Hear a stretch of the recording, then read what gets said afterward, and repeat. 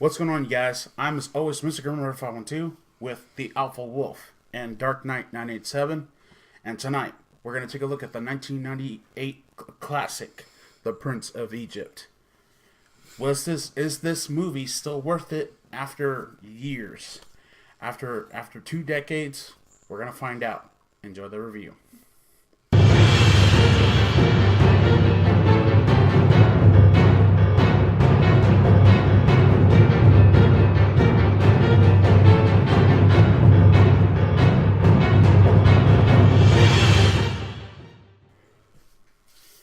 What is happening, everyone? I am, as always, Mr. Grimreaper 512 with the Alpha Wolf 25, right? Yeah. And Dark Knight 987. Say what's going on, everybody. Yo. What's going on? All right. So, we're going to take a look at the 1998 film, The Prince of Egypt. Now, The Prince of Egypt was directed by Brenda Chapman, Steve Hickner, and Simon Wells. It is based on the Book of Exodus. The film stars Val Kilmer, Ralph Fiennes, Michelle Pfeiffer, Sandra Bullock, Jeff Goldblum, Danny Glover, Patrick Stewart, Helen Mirren. Really? She was in this? I didn't know that. I'm not good with actors' names. Steve Martin and Martin Short. The music was done by the late Hans Zimmer, and the songs were done by Steven Schwartz. This movie was made in 1998. So, as always, we are going to go through the plot. We're going to go through the plot. We're going to talk, give our insights on the film, and we're going to tell you what we feel about how we felt about the movies, how we felt about the movie. So, in ancient Egypt, Pharaoh Seti, fearing that an alarming increase of Hebrew slaves could lead to rebellion, orders his guards to kill all the newborn Hebrew boys. Fearing for her own newborn son's safety, Yocheved, along with her two children, Miriam and Aaron, rushes to the Nile River, where she places him in a basket on the water, not before bidding him farewell with a final but powerful lullaby.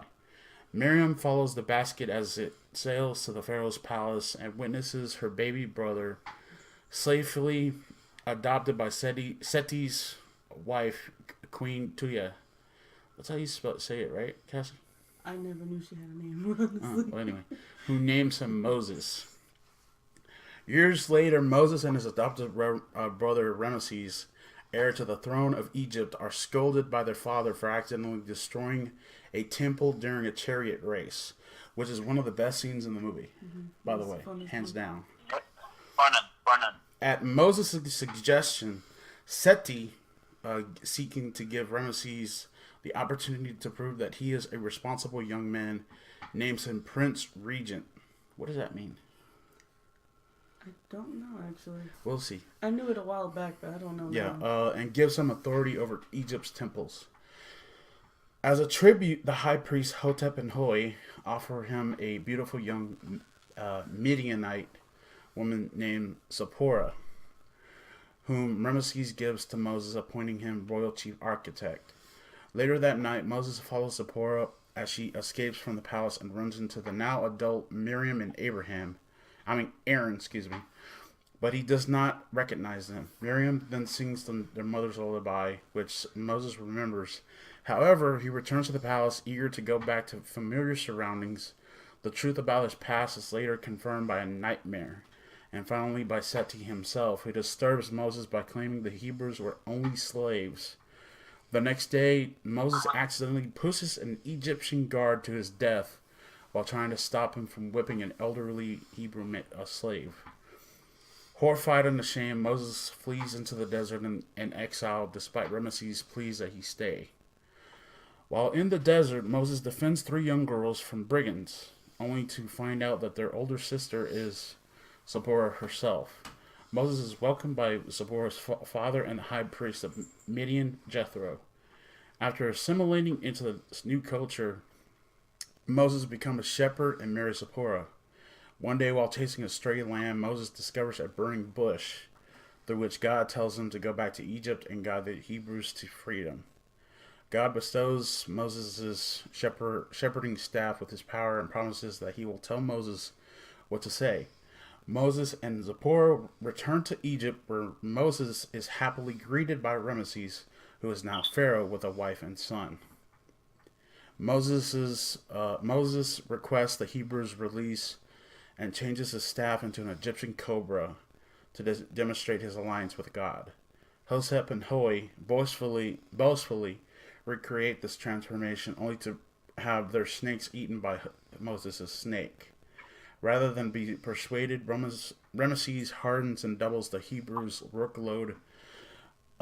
Moses inflicts 9 of the 10 plagues of Egypt, but still Ramesses refuses to relent, and against Moses' warning, foreshadowing the final plague, vows to never release the Hebrew slaves. Disheartened, Moses prepares the Hebrews for the 10th and final plague, instructing them to sacrifice a lamb and mark the doorposts with the lamb's blood. That night, the final plague kills all the firstborn children of Egypt, including Ramesses' son, while sparing those of the Hebrews.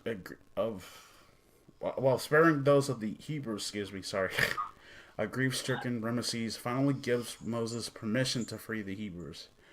After leaving the palace, Moses collapses, weeping with grief, heartbroken at the pain he has caused his brother in Egypt. The following morning, the Hebrews leave Egypt, led by Moses, Miriam, Aaron, and Zipporah. At the Red Sea, they discover the vengeful Ramesses is pursuing them with his army, intent on killing them. However, a writhing pillar of fire blocks the army's way, while Moses uses his staff to part the sea. The Hebrews cross the open sea bottom, the fire vanishes, and the army gives chase. But the water closes over and drowns the Egyptian soldiers, sparing Ramesses alone. Moses sadly bids farewell to his brother and leads the Hebrew to Mount Sinai, where he receives the 10 Commandments. And that's it. Okay. Alright, so we're going to go through the scenes here. There was one... If y'all remember... When the Hebrew slaves when he parts the Red Sea, how beautiful it looked. You remember? Mm-hmm. It was very detailed. Yeah. What did you think of that? What did you think of that scene, man? When you saw it. Well, I mean, that's an old. Many people out there may know that's like an old story of Moses parting the Red Sea. I mean, and think of how animated that looked. I mean, wow, that's what I say. Wow, I mean, just the way it looked and animated form, the way how just showing kids, showing the audience how powerful that was. I mean, wow, that's all I can say is wow. That was an excellent scene toward the end of the film. I really liked that part. That was also one of my favorite parts there. Cassie, what did you think about the songs in the movie? Oh, I love the songs. There was just how many songs were like? There was quite a bit. Yeah. The last one, I don't know the name of the song, but the very last one was the most moving out of all of them. Yeah, When You Believe, I think. Yes, that's the song.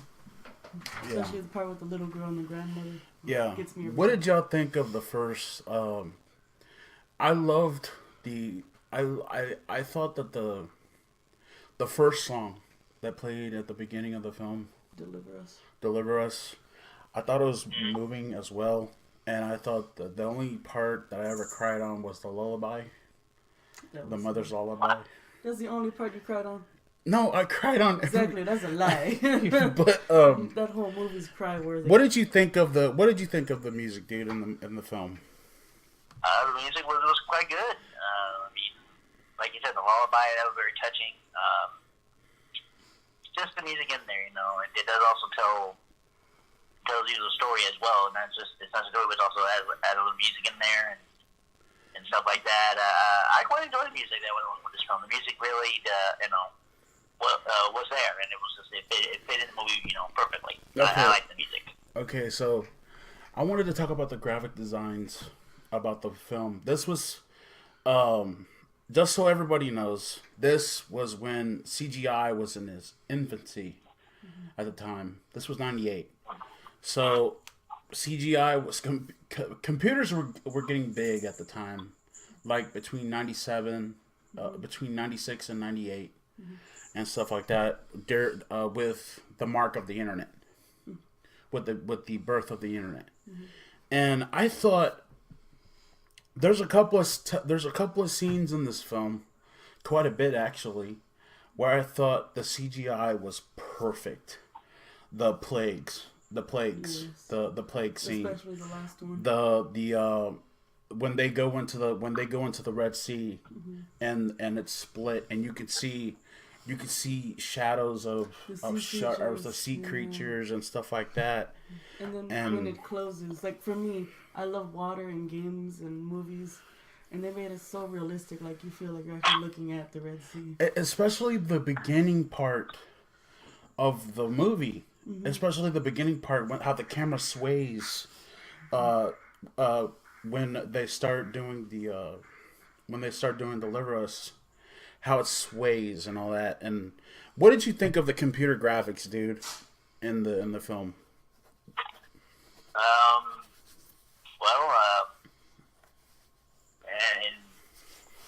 It's just when the computers were starting to get big. I mean, the graphics there in the movie. I mean, I thought it was great. I mean, that's really good animation, you know. And like I said, I mean, the whole part of the Red Sea scene right there. I mean, that was, like I said, that was really good there. You know, I've never seen animation like that. That was my first time ever seeing animation in that way when I first saw this. You know, like wow, that's pretty different than the animation usually, that I would usually see. So that's something that was really a plus, and you can talk about if you want to. Yeah. Also with the Red Sea, like as it's starting to settle, you can see like the sea foam and kind of the mist coming off of the water.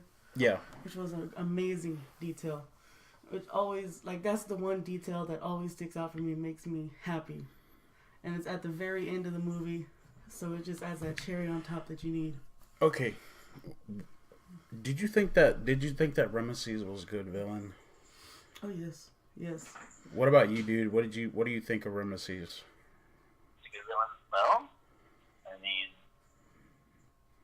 think about it. I mean, every movie will have a villain, a bad guy. So, I mean, I think he did a good one. I mean, of course, he had all these slaves. He didn't want to free them, and Moses tried warning him, tried telling him, "Hey, you better release them or else, worse is coming." And it shows you, how evil he was.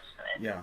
So yeah, I think he was in my opinion. I think it was. And with in this one. And with Ralph Fiennes as Ramesses, Ralph Fiennes did a hell of a good job as Ramesses in this film. Mm-hmm. So did Val Kilmer, who played not only the burning bush, he also played Moses in the film too as well. Mm-hmm.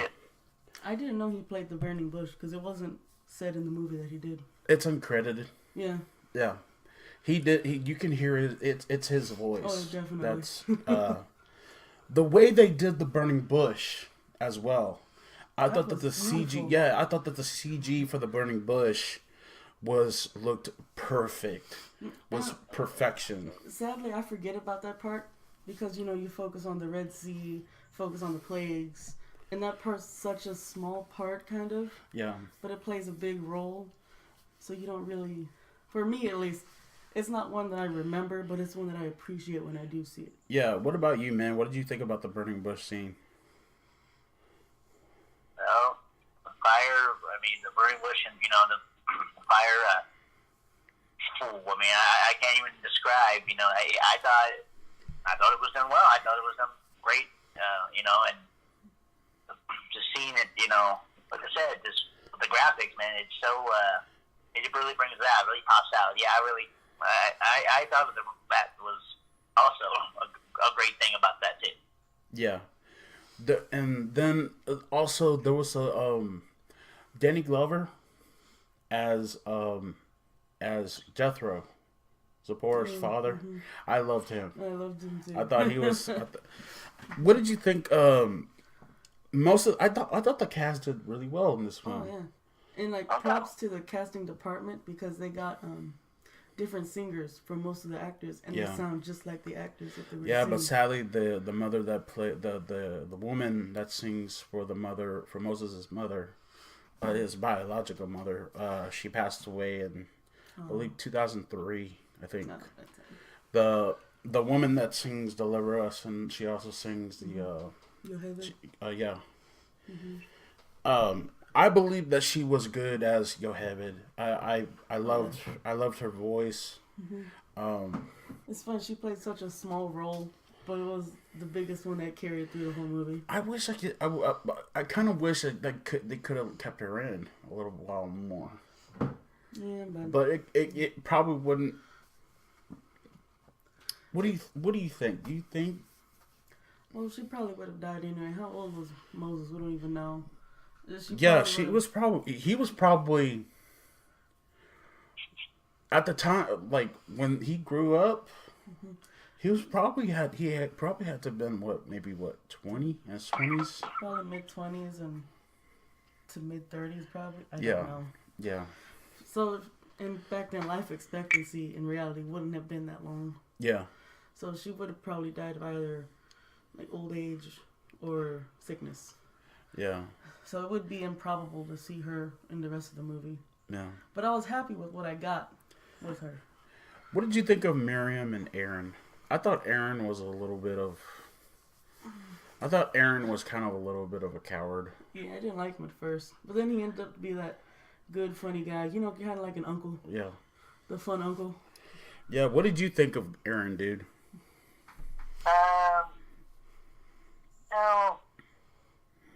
I guess, it was, I guess he was a bit of, I guess he was, I mean, like you said, you pointed out, was a coward,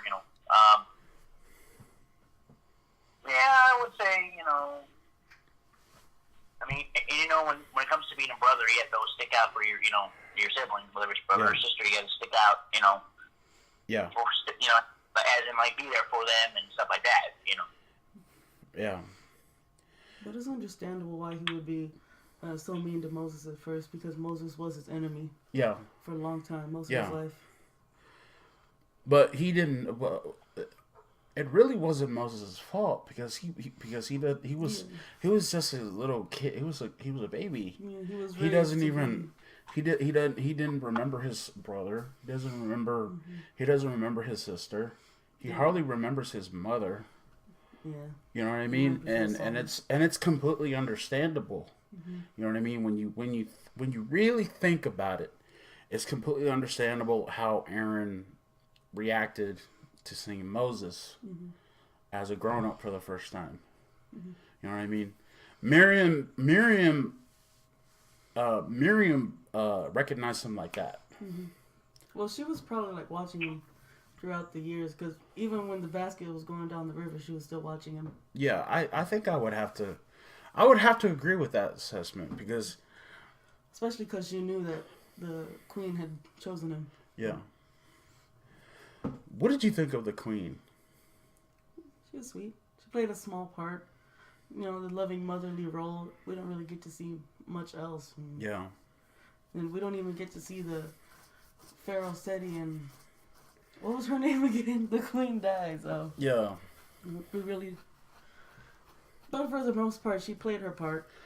I think the Pharaoh was a scumbag. Yeah. He's a scumbag. Yeah. Because how are you gonna take thousands of kids out of their own homes? Mm-hmm. And I'm pretty sure you would agree with this sentiment as well, dude. I do. How are you gonna take thousands of kids out of their homes, and Hebrew children, and freaking feed them and have them killed, mm-hmm. the way they killed them? Yeah, it's terrible. Like, maybe he thought, because the times people were very, dumb about things, maybe he thought that he still needed the slaves to build his amazing whatever he was going for. And then, but he was probably blind to the fact that they were actual people and not just property. Yeah. This is the thing that I get. This is the thing that pains me about humanity. Humanity, we're a bunch of cruel bastards. Oh, yeah. I'm not saying we're a bunch of cruel. Good to do it, but yeah, I know you're not saying that, but I'm just saying that, and I'm pretty sure you agree with this, dude. We're a bunch of cruel bastards. Oh, yeah. You know what I mean? Humanity we have lynched people that were different colors. We have made people slaves. We have made people who were different color a slave, which is so wrong. I mean, they still do it nowadays. It may not be as that is disgusting. That's disgusting to me, really. But you know, we even in the Middle East nowadays, in the Middle East, if a woman can't show her face, a woman can't show her skin, a woman can't. They have to wear burqas in hot and 100-degree weather. I'm not. And it's just, I don't think it's right. I don't. We treat each other like cattle. We treat each other like complete garbage. You know what I mean? Thousands of years, humanity have treated each other like shit. For what? You know what I mean? Like. But it's probably because Egyptians, you know, they pass on the idea of slaves using free labor, which there has been like debate whether it was slave labor or workers. Yeah. Who built all the monuments and everything. But that's a different topic. Yeah. But yeah, it passes on. Like. But yeah, but I just kind of. This is how I feel. God made you the way you are. He made you. We all have the same blood. Don't say it like that. Huh? That's what I hate about the Bible. What? Because we all come from Adam and Eve. Technically, the person down the street could be my brother. Well, it kind of falls into that situation, right? Okay, I'm not quoting the Bible at all. I'm just saying this. I believe that there's a God. I believe that there's a devil. I believe in heaven. I believe in heaven, and I believe in hell. And I believe too that human beings should be better with each other instead of being horrible with each other. The way, you know, like that orange bastard in the fucking White House. Yeah, off topic. Yeah, I know. Off topic. I know I'm getting off topic, guys. I apologize. But I'm just saying, that's just my point of view. Yeah. Obviously, Pharaoh wasn't right. Yeah. I mean, slave labor is never right. Yeah. What's our next point? Okay, so So we were talking about Ramesses, right? Yeah, we were talking about Ramesses, and he kind of ends up turning like Pharaoh. He is Pharaoh at the end, yeah. Yeah. Said he dies, so he takes over.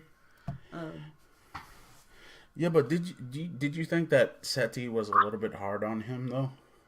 Was a little too hard on Ramesses? Yeah, but I mean, there are dads out there like that, just regular old dads. They don't have to be pharaohs. But it must have been harder thinking because his son was destroying everything he built. It was probably harder for him to accept that. So he probably used a harder fist on him so he can make him a better pharaoh for his people. What about you, dude? What did you think of Ramesses? Well, I guess I think he made a good villain, and you know, although he was the most evil son of a gun and stuff like that, and you just had to hate him. But I think overall he made a good villain in that film. You know. Well, did you? Well, we weren't talking about that, but we were talking about the idea of whether or not the Pharaoh was too hard on him. What do you think? Oh, well, I guess I can say, yeah, I agree that he was too hard on him. And sorry, I'm having an off night over here. Yeah, don't worry, guys. Yeah, but it's like Ramesses as a villain, though. Back to that one. Yeah. I think the fact that we get to see him being as a brotherly figure, so seeing the good side of him was also something that made him an even better villain. Yeah. Because as that moral decision. Yeah. Does he want a place for his people, just as Moses does, or does he want to, like, set them free, be a good person, but lose Egypt? Yeah. And in the end, it kind of didn't work out for him either way. Okay, so I gotta ask both of you this: what did you two think of Hotep and Hoi? Starting with you, Cassie. So me and my other cousin, we call Hotep and Hoi Cameron and Josie, but that's just our thing. Yeah. But, my sister and my brother.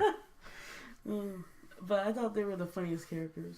Of course, they were the magicians who, explained everything. Yeah. That God was doing in their own terms. Mm-hmm. They were crucial to the story in showing that, that Egypt's gods weren't really real. Yeah. It was just plain magic. But again, I didn't agree with that part because you never know if they're real or not. Yeah. So you just respect them anymore. What did you think of Hotep and Hoi, dude?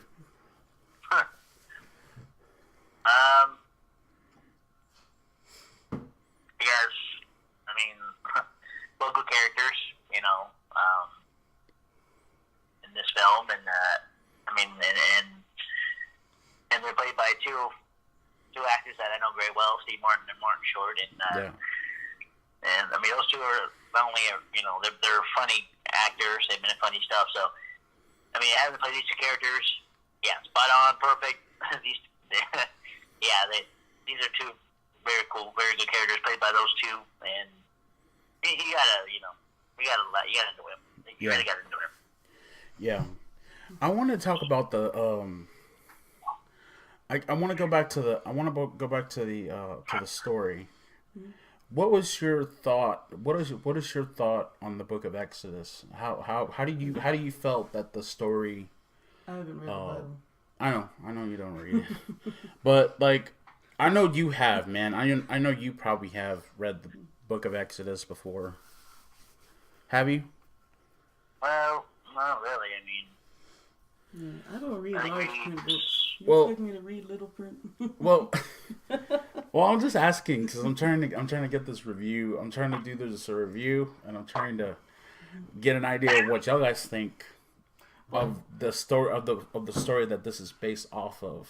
Well, what I appreciate about this movie is that I never read the Bible, but as a kid, I watched this movie, and it was very educational if you're going for the Bible aspect. Yeah. But it was also a good experience, and it showed a good message. Like, just be a good person. Yeah.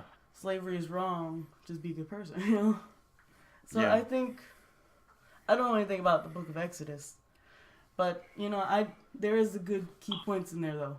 Yeah. So it's good enough. I'm going to just stick that. It's good enough. Do you kind of agree with that sentiment, dude? I do. Explain. I don't read the Bible a lot neither, although I do cover it in church. I do, all that stuff. But I agree with that. What you said there, and it's educational. And basically Moses and the burning bush and God, and that's basically the story that goes that in the Bible. And you can read all about that. So read all the scriptures about that. It tells you about coming in with the burning bush. Don't touch that. Don't do nothing to it. And blah blah blah. Everything is all that we're learning here in the Prince of mostly is covered in the Bible. Yeah. And which I've seen and which I've read. So yeah. Yeah. So. Okay. So before we give our final thoughts, before we tally up what we think and stuff like that, I want to know what. I'm going to start off with my niece first, and then I'm going to do Dark Knight 987. What do you think that this movie deserves? out of 10? Well, at first I was going to give it a little lower of a score because I was thinking about science aspects, which I love. Yeah. But I have to remember it's a religious movie. Yeah. So, I mean, going for that, I think it's a 10 out of 10. 10 out of 10? Oh, yeah. What do you think, man? Well, for me, I enjoyed this movie as well. As a kid growing up in '98, I enjoyed it. And coming from me, I also would like to give it a 10 out of 10 because I really enjoyed it. I thought it was good, and that's just my opinion. Yeah, so I should give it a 10 out of 10. Okay, so I guess we all have to come to an agreement here that Prince of Egypt was one of the greatest films ever made. Which I don't agree with. I don't agree with the critics when they say that the graphics look like something out of a PlayStation 2 game, which I don't understand why. I mean, because they don't take in consideration what year it was from. Yeah. But I was like, because it's a beautiful movie. Yeah, it's a really beautiful movie. It has contrast, like the really dark scenes, like the slavery parts. It's really dark. There's very much contrast. It's dark. It looks decrepit almost. The emotional moments in the film were really hard to watch. There was some stuff that were really hard to watch in the movie. There's also some funny moments. Yeah. A little comedy sprinkled in to the movie with Hotep and Hoy, who are the comic reliefs of the film. Which I liked it because they played a good part and not just the comedy. You know how most movies have just a comedy part. Yeah. And they play no real role in the movie. Yeah.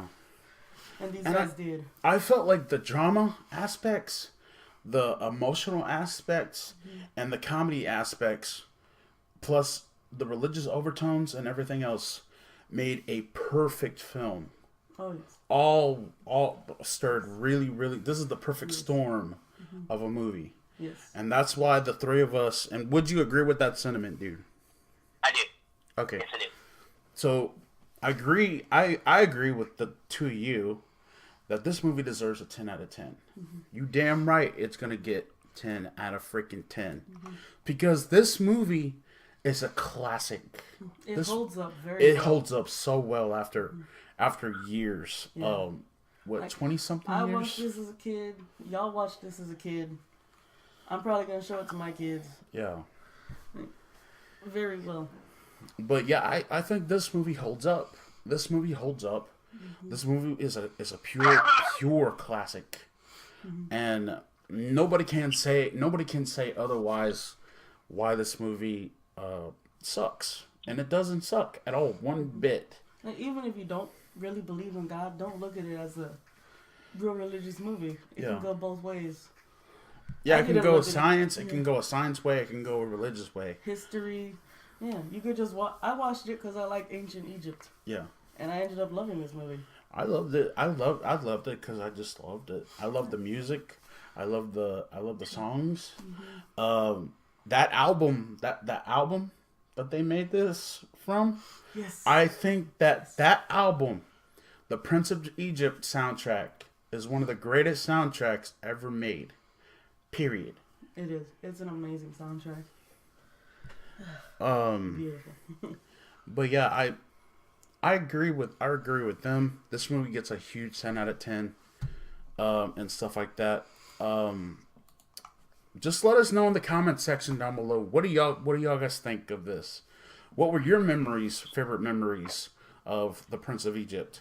Comment down below. Let me, the Alpha Wolf, and also Dark Knight 987 know in the comments what y'all guys think about that film. That's going to be it for me. I am Mr. Grimreaper Fallen 2 with the Alpha Wolf 25 and also Dark Knight 987. And we will see you all in the afterlife. Peace.